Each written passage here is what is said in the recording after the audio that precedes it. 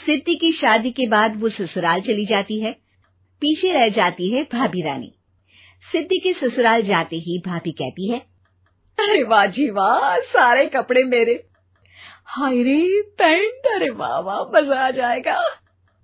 अरे ये सिद्धि की अलमारी के सामने खड़े होकर क्या बड़बड़ा रही है? जाकर देख मेहमानों को विदाई की मिठाई मिली कि नहीं। अब हाँ माँ जी, क्यों नहीं, लेकिन पहले कपड़े तो बदल लूं। अब रानी आ जाती है सिद्धि के उन कपड़ों में जो वो ससुराल जाने से पहले घर छोड़ जाती है। अरे रानी, कुछ दिन रुक जाती।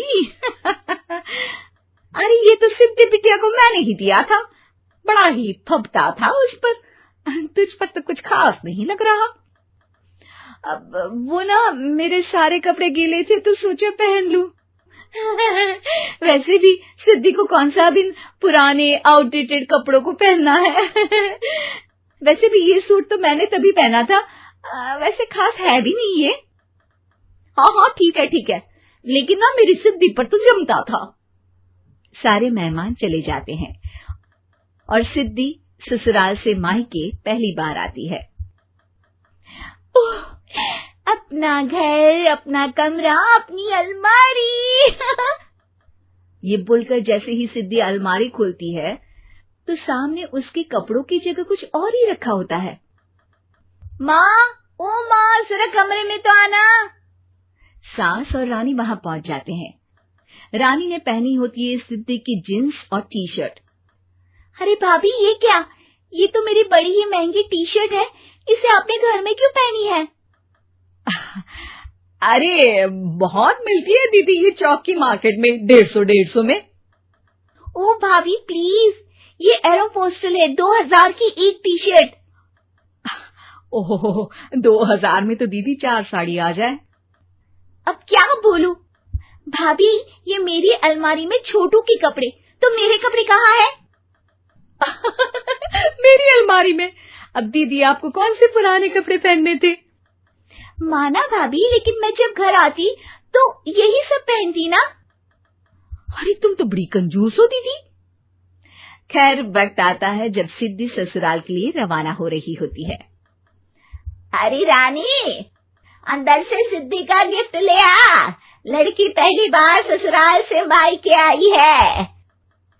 रानी अंदर जाती है और एक सिंपल सी साड़ी लेकर बाहर आ जाती है। ये लीजिए माँ जी। सास बेटी को गिफ्ट देकर ससुराल भेजती है। अगले दिन रानी एक सुंदर सी साड़ी पहनकर सामने आती है। अरे रानी, ये तो वो साड़ी है जो मैंने सिद्धि को देने के लिए दी थी जब वो ससुराल ले जाती, लेकिन ये तूने कैसे पहन ली? अरे माँ जी, ये साड़ी तो मुझे बहुत पहले से ही पसंद थी, लेकिन चिंता ना करिए, मैंने सिद्धि के लिए भी अच्छी सी साड़ी दी है। हाँ। तभी सिद्धि का फोन आता है।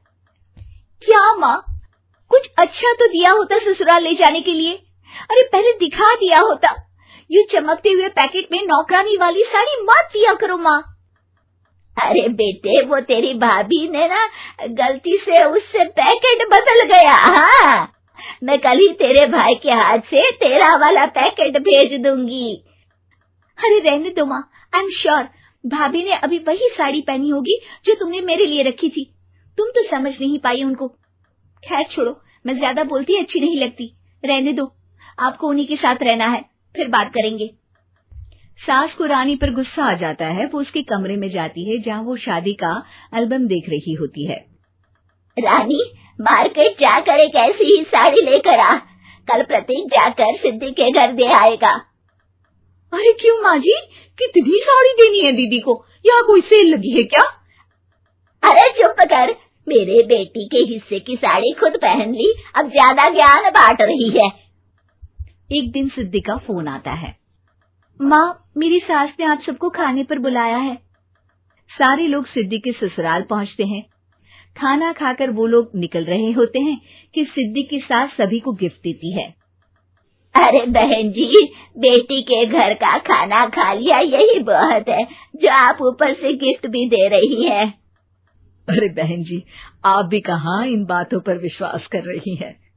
सास सभी को गिफ्ट देती है, लेकिन रानी को जो साड़ी देती है वो अजीब सी हरे रंग की लाल रंग के बड़ी छाप वाली होती है। अरे छी, ये कौन पहनेगा? सासू माँ को तो जरी वाली इतनी सुंदर, और मेरे लिए ये नौकरानी वाली। अरे भाभी, दरअसल मैं जब भी घर आती थी आप वापसी में ऐसी ही साड़ी देती थी ना, तो माँ ने सोचा कि आपको आपकी पसंद की ही साड़ी क्यों ना दी जाए। बेचारी रानी, बोलती भी तो क्या।